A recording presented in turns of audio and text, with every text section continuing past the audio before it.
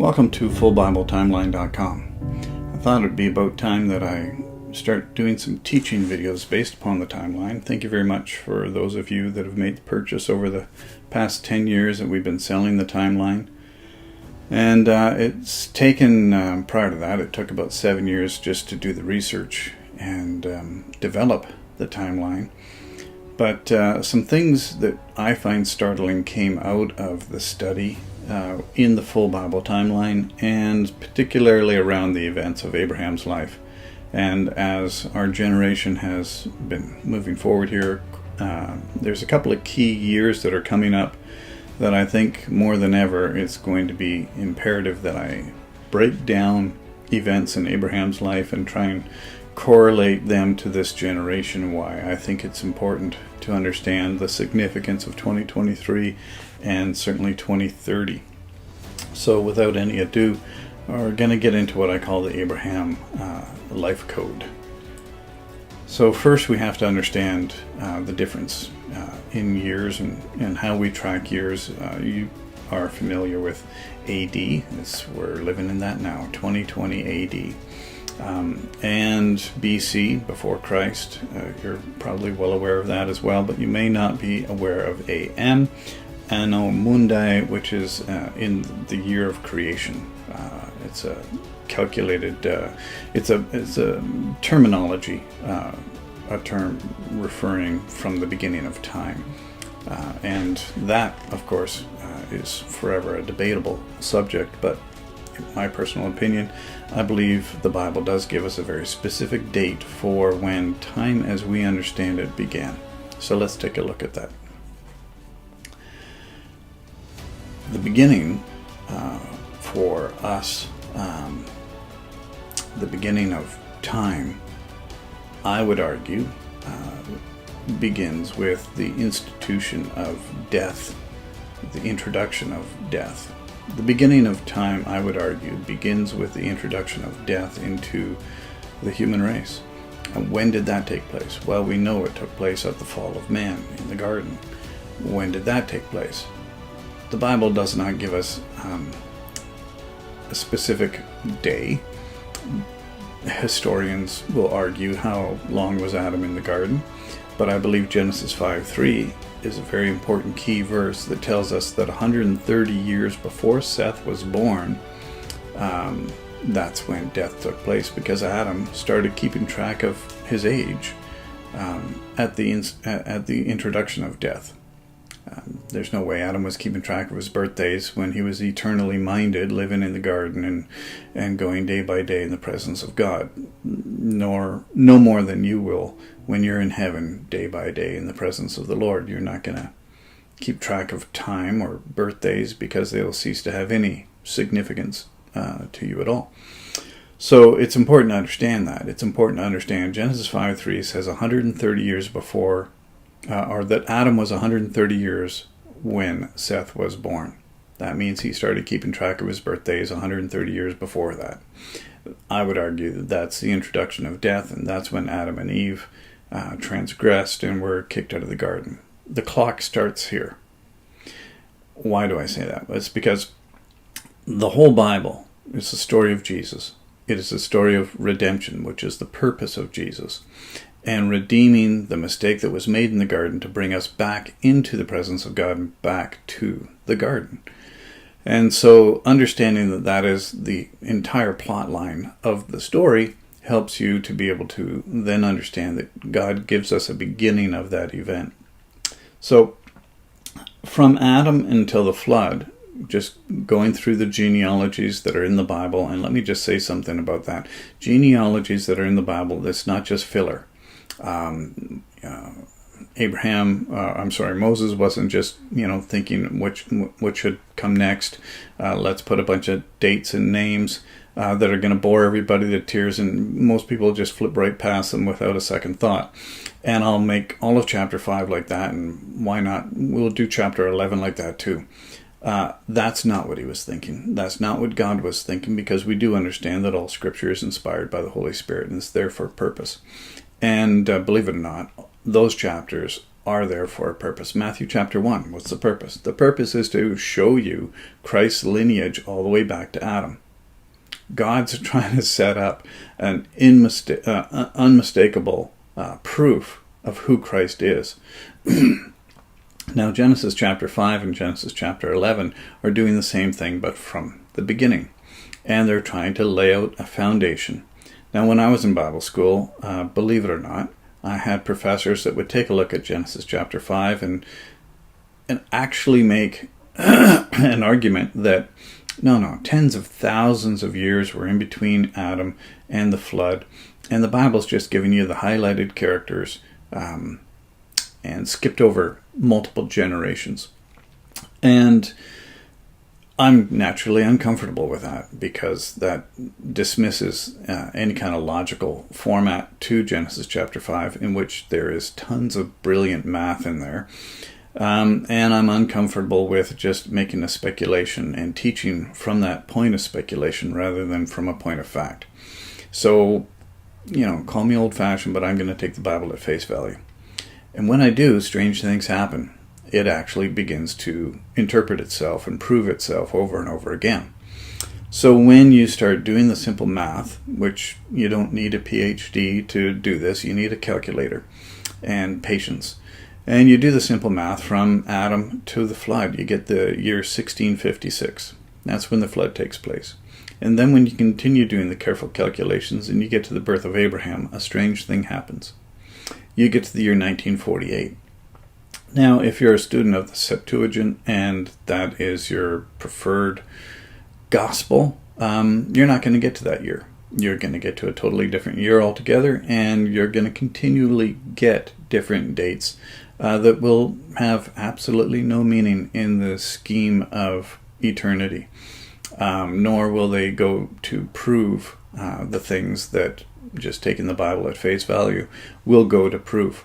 So I don't think it's a surprise to God that you and I are sitting here today, that the King James Bible was written, that the math that is in that book, I don't think God was surprised that you'd be holding that book today. I think he's planned it that way. Maybe I'm crazy, but I think he cares enough about this generation to make sure that they got a very clear roadmap to why this generation is so important.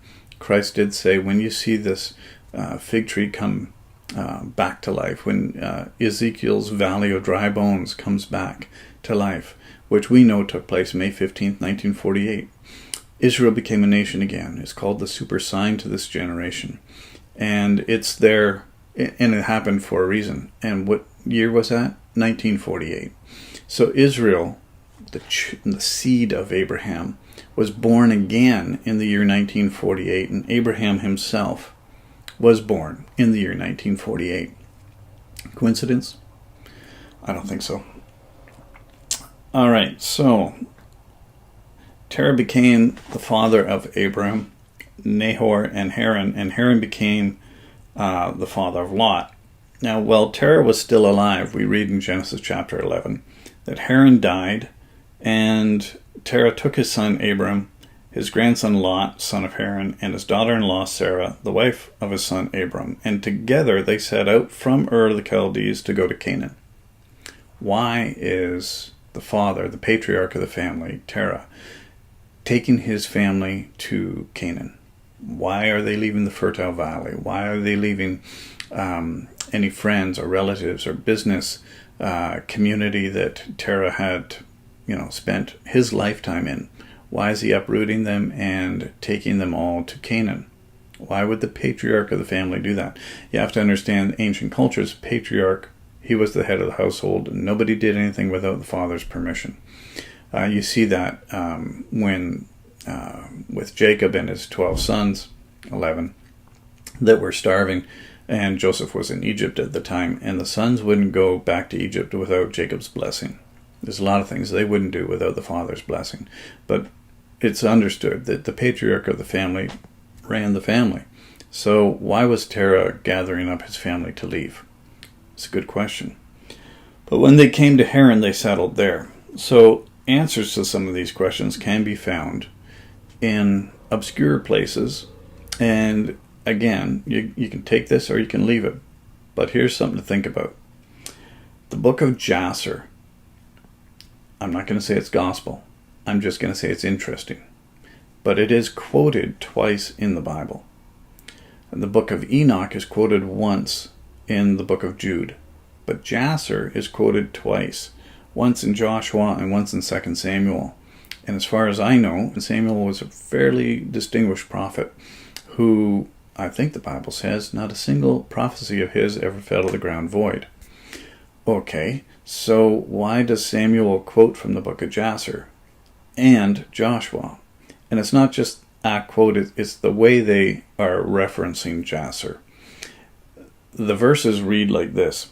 Is it not written in the book of Jasher? And also it says, behold, it is written in the book of Jasher. Sorry, behold, it is written in the book of Jasher. So both of these statements are at the end of a previous comment, and they're inserted to back up the validity of the previous comment, as a proof, as a, hey, this is a fact because, look it up, it's also in the book of Jasher. I find it interesting that Jasher is mentioned twice. The Bible has this thing about repeating things, and if you missed it the first time, don't miss it the second time. It's there for a reason. Again, if all scripture is inspired, then why are these two verses there that are referencing an external book that you and I don't have currently in our present-day Bible? I'm not going to say, again, that it's gospel. I'm going to say it makes for an interesting read. So what does the book of Jasher say? The book of Jasher, chapter 9, says, And Abram went to Noah and his son Shem, and he remained with them to learn the instruction of the Lord and his ways. And no man knew where Abram was, and Abram served Noah and Shem, his son, for a long time. None of that means anything to you unless you understand what the Jews teach about the early childhood of Abram, about the star that was seen at the day of his birth, about what the prophets or wise guys were saying to the king, who happened to have a name Nimrod at the time, and these wise guys were saying to the king at the time that there's a child born in the house of Terah. His children will rule the world. And so we have to kill him. Without any kind of backstory, because the Bible really picks up the story of Abraham when he's 75 years old in Genesis chapter 12. And it's just before that in Genesis chapter 11 where we read that Terah is taking his family and heading to Canaan. We'd never even heard of Canaan before. Why is Terah going to Canaan? I'd asked that question already. Here's the backstory. The backstory is that Terah substitutes his child with the child of a servant, brings it to the king and said, here's my boy that you were looking for. I'm not even going to withhold my own son from you. Kill him, do whatever you want. And meanwhile, Terah goes home, baskets up Abram and sends him with a servant to go live with a distant relative who happened to be, Noah and Shem. And this is where Abram's raised, and he spends much of his life, certainly the first quarter of his life, under the tutelage of Shem and Noah, and learns that there is really only one God. This is all going to be new to many of you. This is not new to Jewish rabbis who have taught this for thousands of years. It appears in both the Babylonian Talmud and the Jerusalem Talmud. This is the early history of the father of the Jewish people. And if anybody on the planet has made a study of their own lineage, it would be the Jewish people. So it's mentioned twice in the book of Jasher, or the book of Jasher is mentioned twice in the Bible, and the story also appears in the book of Jasher. I can't find a reason to dismiss it as complete fiction. So I'm going to just put it to the side and say, is there anything else in here that backs up the validity of the character described here, Abram, and the kind of man that he was and the things that he did? So Abram, we know, was born in 1948. He lives for 52 years under in the household of Shem and Noah. And it's tradition, I'm going to read from the Babylonian Talmud, that Abraham was 52 years old when he began to convert men to the worship of the true God. From Adam until then, exactly 2,000 years elapsed. That's just a coincidence, I'm sure, right? No, maybe not. Okay, so what we have is Abraham born in 1948. For the first 50 years of his life, he's being taught by Abraham and Shem. He journeys back down to Ur the Chaldees with this revelation that there is only one God. And he finds his father Terah, who you may not fully comprehend, but Terah's one of his hobbies, one of his jobs, was he fashioned idols for a living, and he sold them to the within the community. And that's what he did. He had a garage full of stone and wooden idols that he shaped and fashioned and sold them. And so he was certainly not a monotheistic believer. He believed in anything that could make him a buck, and understood that these weren't deities, but they were, in fact, stone and wood. And the Jews tell a very funny story that is recorded and has been recorded for thousands of years, actually. And here's the funny story. I think you'll enjoy this. Abraham comes back and he sits and meditates in his dad's workshop for quite some time, staring at these wood and stone idols. And he decides, you know what, I'm going to bring a big plate, a meat offering in before these gods, which he does, and sits there for quite a long period of time. Then Abraham gets up, walks out, and comes back with, let's call it a baseball bat. And he takes that baseball bat to all of those gods and lays it down in the arms of the biggest god in the middle of the room. The racket brings his father in, who looks at the devastation and screams at his son, "What have you done?"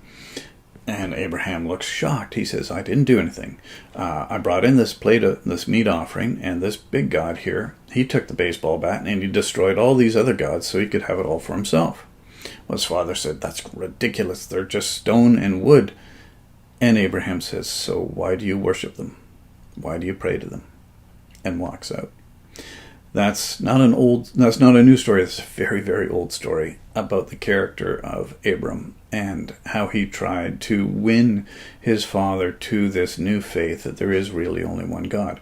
Now, while they're in Ur the Chaldees, Abram is winning many people to this faith. Have you ever wondered where all the people came from that were in the entourage with Abram when he finally does leave his father's house? I mean, he rallies up a couple of hundred people to fight against the 5 kings and free Lot. And his couple of hundred soldiers or servants that were very well trained, they had families. They traveled together. So this wasn't just 5 people and a donkey that were moving across the countryside. It was quite the entourage. But anyways, let's come back to the study. So 1948 to 2000, now Abraham has been preaching in Ur of the Chaldees. The king's finding out that, hey, wait a minute, Terah's got a son that's come back into the community, and this guy's a threat. This is the child that was supposed to have been killed, and now so the king is looking for not just Abram, the king is looking for Terah. There's a price on his head. So when Terah in Genesis 11 says, hey, look, let's get out of Ur and we're going to head to this place called Canaan that my son Abraham's talking about, because Abraham had been talking about this God that had visited him and given him promises and given him revelation. So they're fleeing out of Ur of the Chaldees. They make it upriver as far as Haran. And then now we really pick up in Genesis 12. And Abraham was 75 years old when he departed from Haran. Abraham took Sarah his wife and Lot his brother's son and all their possessions and that they had gathered and the people whom they had acquired in Haran. What does it mean acquired? It's not Abraham buying servants, although he may have. But it's really the people that have been converted to this. There is only one God, this God of Abraham, and that are going with him. And they departed to go to the land of Canaan because Terah had stopped in Haran. And interesting, the name similarity between the son of Terah had passed away, Haran, and this community Haran that was upriver. And it's just speculation on the similarities to those names. You could imagine what you will. It may be that Terah's son had founded the city or was involved in founding the city, but for whatever reason, Terah can't bring himself to leave this community and stays. And we have Abraham in the year 2023 leaving his father's house. He's leaving the place that was his inheritance. He's leaving his natural family. He's leaving everything behind.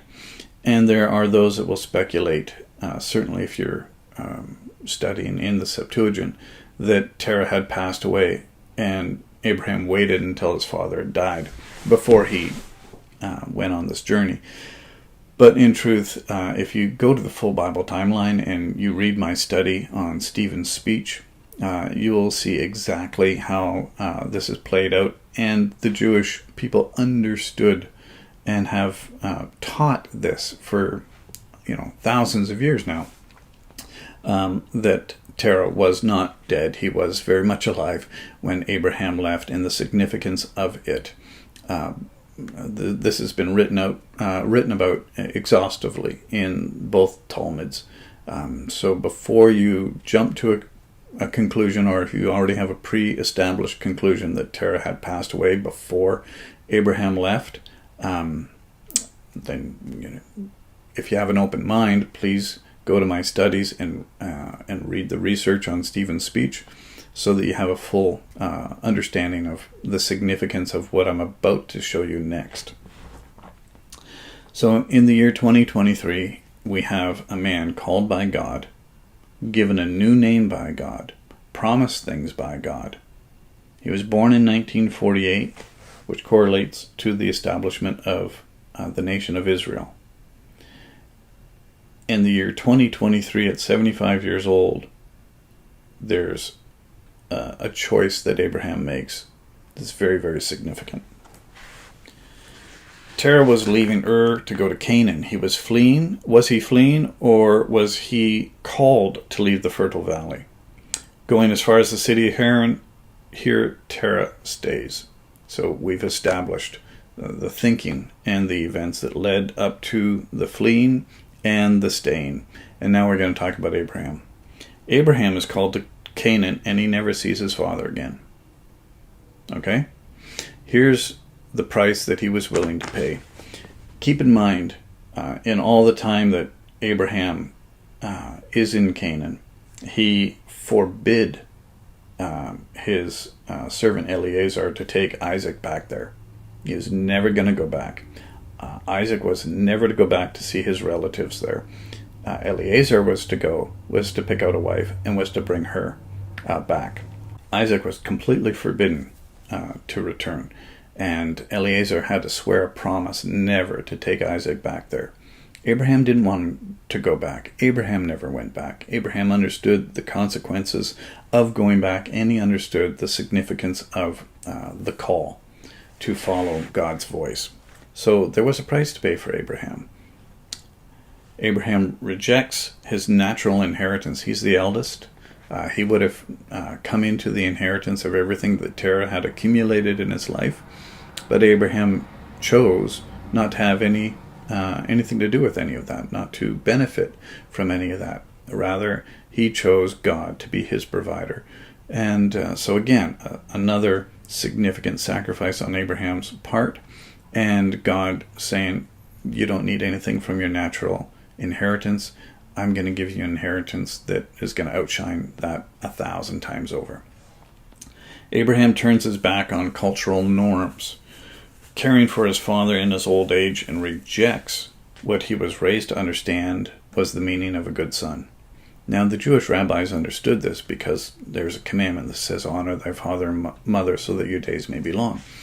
And honoring your father as the eldest would be to care for your father in his old age.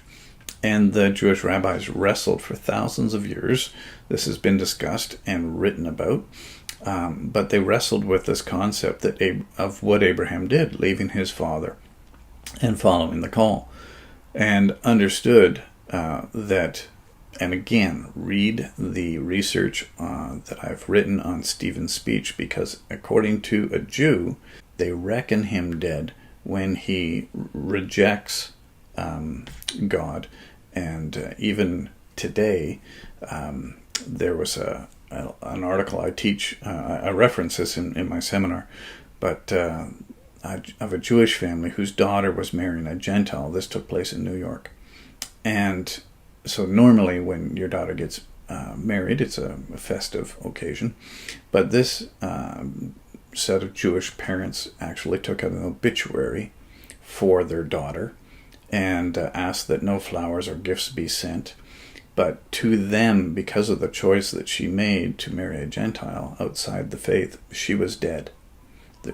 Not literally, but figuratively, she's dead to them. Exactly the same thing here. When Abraham had tried to convince his father to come, he did convince Lot and Lot's family. They became believers of a sort. Anyhow, but Terah would not. He would not leave the idols that he would fashion. And so to Abraham, Terah was dead. Years 2023, Abraham is leaving his father's house, leaving his inheritance, and Terah is reckoned unto Abraham as dead. Abraham leaves his land to go to a place God prepared for him. Does this sound a little familiar? Jesus said, I go to prepare a place for you so that where I am, you may be also. The same thing happened here. God's told Abraham, I've already got this place for you to go to. It's called Canaan. I need you to leave this land, leave your family, leave your inheritance, leave your name, leave everything behind, and come to this place I prepared for you. Abraham leaves what future he would have and steps into a destiny prepared by God for him in advance. So, does this sound familiar? Events that are taking place in the year 2023 in Abraham's life. He's 75 years old. And God is calling him to a land, a place that God has prepared for him. In 2023, Abraham has begun to leave Haran and head to Canaan. Now, this is not two guys, walking along. It's not Abraham, Sarah, and a donkey making a beeline for Canaan. You have to put yourself in that cultural condition. It's not a nice, easy Roman road that they're walking on. This is complete cross country with hundreds of people and hundreds of animals to trek across open plain, open territory. So it is not a trip that just takes a week. They had a long way to go, and it's going to take some time, because by the time they get there, this is many, many, many months. One could argue a year to get into the heart of Canaan, and they find a famine, and then the story. They end up in Egypt for a while. Some things happen in Egypt. They accumulate some more wealth, and then they come back to Canaan again. This whole process took approximately 7 years. And I've done some research on that as well to map out the distance and the period of time that it takes. And in fact, there's a wonderful Catholic priest who's passed away since, Father Malachi Martin, wrote a wonderful article about this subject as well, the duration of time that it took for Abraham to travel into Canaan, back into Egypt, the amount of time in Egypt, and then back into Canaan. What we arrive with is the year 2030, a 7-year sojourn to bring Abraham back around into Canaan. And now God shows up, and he's ratifying the blood covenant with Abraham, which, if you understand blood covenant, there's many, many different phases within covenant practice. We do this all the time when we get married, at weddings, and we've just kind of, the symbolism to a lot of these events are still found within the traditional wedding ceremony. And God's doing this with Abraham over a period of years. And here we have Genesis chapter 15. And it came to pass, when the sun went down and it was dark, and behold, there appeared a smoking oven and a burning torch that passed between the two pieces. On that same day, the Lord made a covenant with Abraham. He's 82 years old now. And God had told Abraham, take a couple of animals, split them right down the middle. One on the left side, half on the left, half on the right. This is not a new thing to Abraham. cultures in ancient times had been practicing blood covenant for 1,000 years, and he totally understood what this ceremony meant, the significance of it. And it's been practiced in every tribe on the planet, has incorporated within that tribe a form of blood covenant, where a weak tribe covenants with a strong tribe, farmers with warriors, because the warriors realize these farmers know how to make a loaf of bread, and the farmers know that these warriors can keep them safe. So there's a mutual benefit to those people coming together. And God's about to show Abraham that he's going to provide all the benefits. And so this is what the outline looks like right now. 1948, Abraham's born. The year 2000, he's preaching that there is only one God. In the year 2023, he's taken to a land that God has prepared for him. And in the year 2030, he's a witness to animals that are split in half, and God standing in the blood, swearing promises. We call this the Old Covenant. Now, it's just a coincidence, I'm sure, another major coincidence, that exactly 2,000 years from 2030, you get the year 30 AD, which, if you've taken a very careful look at the full Bible timeline, you can see where I've outlined the life of Christ. And his death, inescapable, took place in the year 30 AD.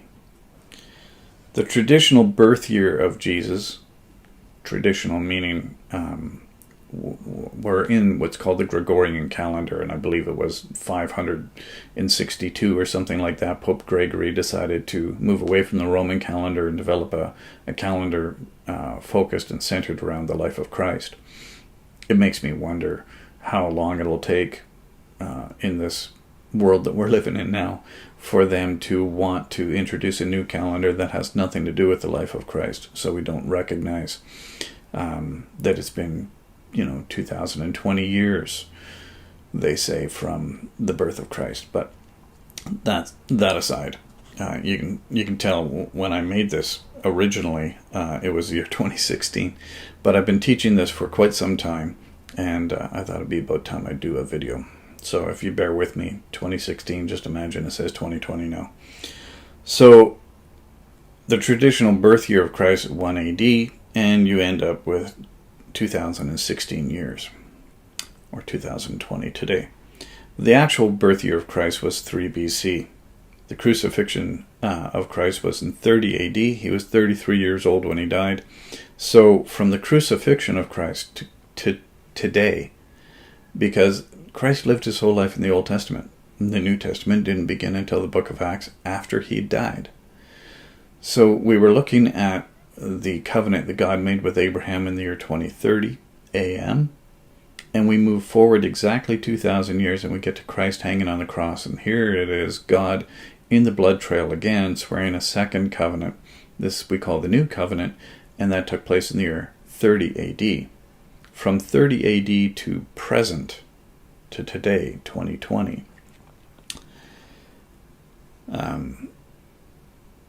you have 1,990 years. So from 30 AD to today, 1,990 years. 1990 is the year that it has been, that's the year it is, from the crucifixion. So the New Testament period has only been around for 1990 years. Interesting. So let's take a look at the Jerusalem Talmud. Let's try and give you a couple of external proofs for the year 30 AD besides everything else that I've done. Take a look at this. In both Talmuds, the Jerusalem Talmud and the Babylonian Talmud, Jewish history, which I think is safe to say they weren't fans of Jesus, but they do record some interesting events in the Talmud. 40 years before the destruction of the temple, and we know that took place in 70 AD, the western light went out, the crimson thread remained crimson, and the lot for the Lord always came up in the left hand. They would close the gates of the temple by night and get up in the morning to find them wide open. Similar passage in the Babylonian Talmud. During the last 40 years before the destruction of the temple, the lot did not come up in the right hand, nor did the crimson-colored strap become white, nor did the western most light shine, and the doors of the temple would open by themselves. Strange things were happening during ceremonies on the Temple Mount, and they couldn't keep the doors closed. It took about 7 men on each side to close those doors every night, but in the morning they'd find the temple wide open. The temple ceased to function, and they noted this from 70 AD, and they note that for 40 years. Well, that would take us back to 30 AD. What significant event took place in 30 AD? Christ was crucified, ending temple sacrifices. And it's external proof that I feel is quite conclusive to the 30 AD date. So we have 30 AD, Christ is crucified, to present day 2020. It's a difference of 1990 years. So it'll be 2,000 years. It will be. This is inescapable. It's just math. From 30 AD, when Christ was crucified, to the year 2030, that will be exactly 2,000 years of New Testament era. I can't make that up. That's just simple math. 2030 is going to be 2,000 years from the death of Christ on the cross. You just happen to be living in a generation that's about to witness that. And some things that take place before. Now, understanding, God's not surprised that we are using the Gregorian calendar, because God's watched this entire play out. He knows the end from the beginning, and he knew that you and I would be sitting here and looking at our calendar on the wall, and we would call it the year 2020. We would be going by this Gregorian calendar. And God's like, I know my kids are going to be looking at that during that last generation. Therefore, when it comes to the date that Israel becomes a nation, I'm going to want that to be in the year 1948, so that it coincides with the birth of Abraham. My kids are going to really dig that. So in November 1947, when the UN was approached with this idea to create a nation and call it Israel, and limit the acceptance of Jews to that very, very small territory, and limit the number of Jews that would be accepted into that territory to a total of 500,000. That was November 1947. It was rejected by all Arab nations, and the whole thing got postponed for 6 months. Well, in May 1948, that would be the right year, the UN moved it through and made it a nation in a day. The second go-round got much, much bigger land territory given to the Jews, and restrictions on immigration reduced. So, I shouldn't say reduced, almost eliminated, so that the Jews could make a home for themselves. But again, instead of 1947, it took place in 1948. You could say that's a coincidence. I would say I can see the hand of God in that. The crucifixion. So here's what I want you to see. We've got the natural that takes place. In the natural, we're watching Israel become a nation. And then the spiritual is coming over top of that. What's the spiritual? The spiritual is those that are born again. So the Jews are getting their nation back. The children of Abraham are getting their nation back. But the children of Abraham that have been grafted in, those that believe by faith, we're watching something else take place as well. We're watching Israel become a nation, which to us is a super sign, and we're watching the death of Christ on the cross in 30 AD and the fulfillment of another 2 days, 2,000 years, that takes you to 2030. So to recap, from Adam to Abraham at 52, preaching that, hey, I got a revelation, there's only one God. And he starts preaching this message. We have 2,000 years or 2 days. Then that covenant is established with Abraham in 2030, and we have 2 days to the crucifixion, 2,000 years. From the crucifixion to the year 2030, which is only 10 years away, we have 2,000 years. This math is inescapable. Now we have this little period that the church traditionally, what we call the tribulation years. If we are in Christ, then we are partakers of the blessing of Israel and all the nations in the redemptive work of Christ. Believers become the spiritual descendants of Abraham, Galatians chapter 3. So, a period of 7 years takes place before the second coming, before the year 2030, when instead of a baby, Jesus is coming back as a king. And yeah, there's going to be an alien invasion where the sky cracks open and he steps back into the scene from his dimension into our dimension.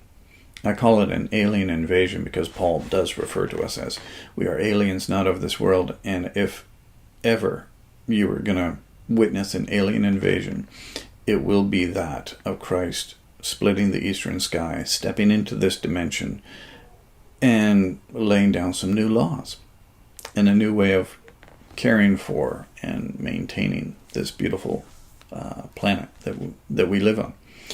So, but prior to that, there's going to be 7 years of chaos, 7 years called the tribulation, and you could be pre-trib, post-trib, mid-trib.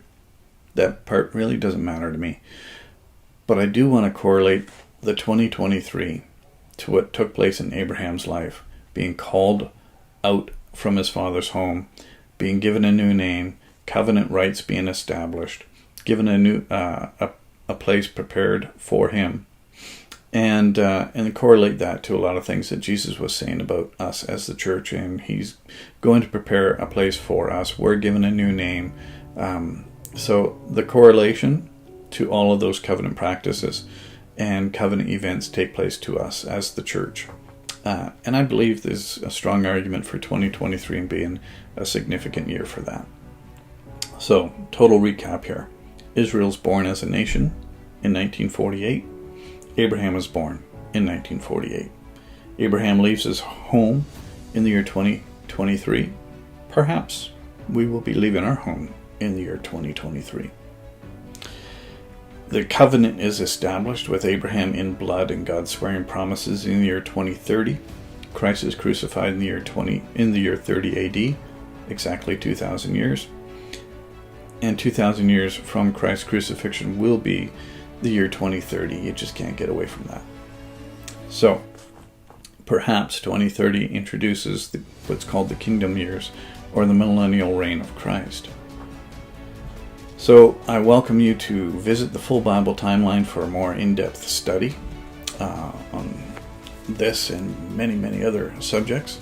And I certainly welcome your thoughts and emails. So feel free to drop me a line.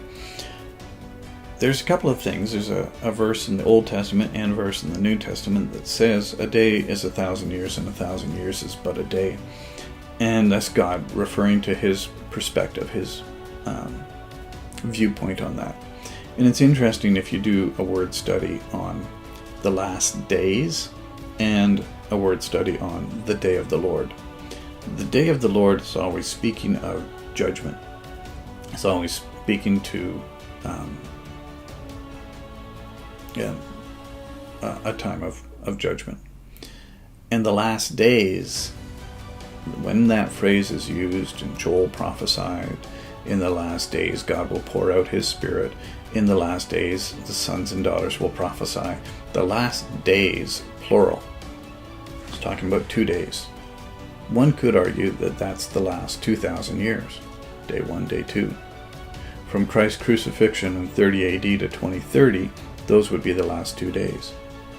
The day of the Lord, one could argue that that is the millennial reign, the last day, the 7,000 or the 7,000th year, the millennial reign, the 1,000 years reign of Christ on earth.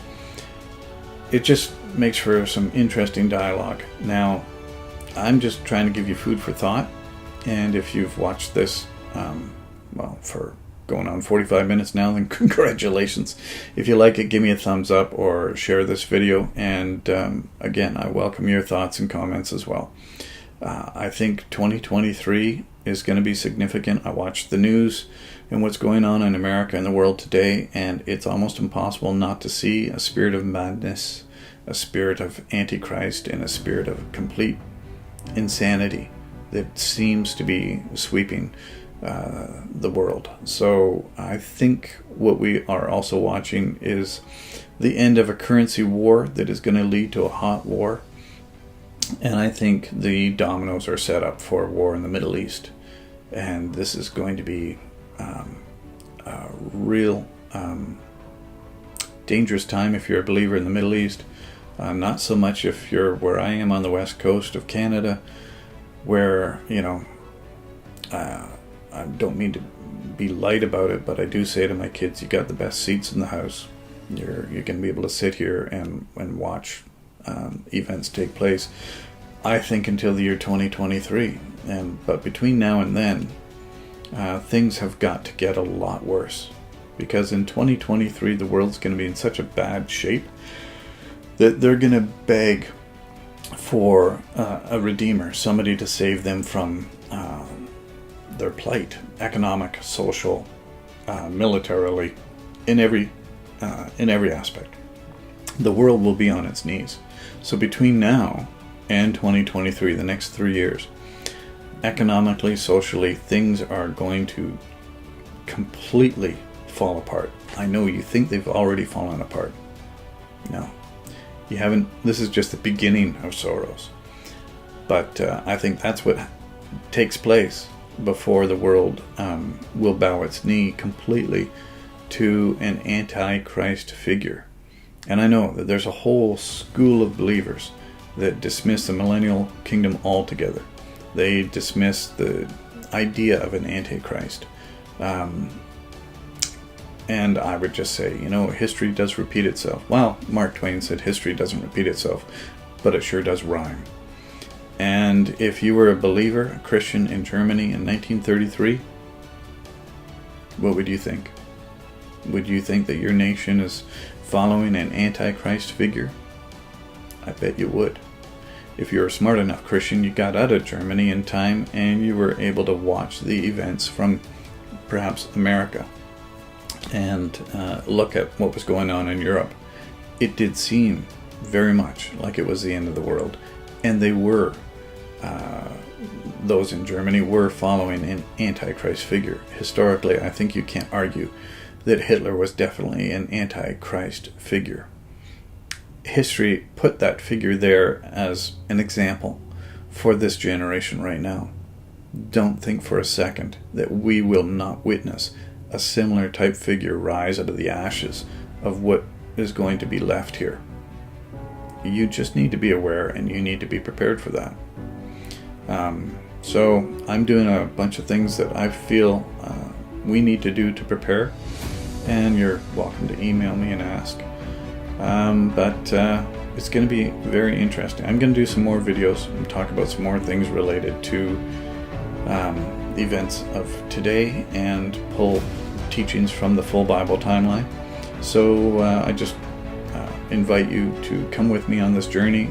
I apologize, it's taken 10 years for me to put some of these videos together, but I have spent 10 years traveling the world, so now back in Canada, so you get a treat. If you want, share, like. Thank you very much.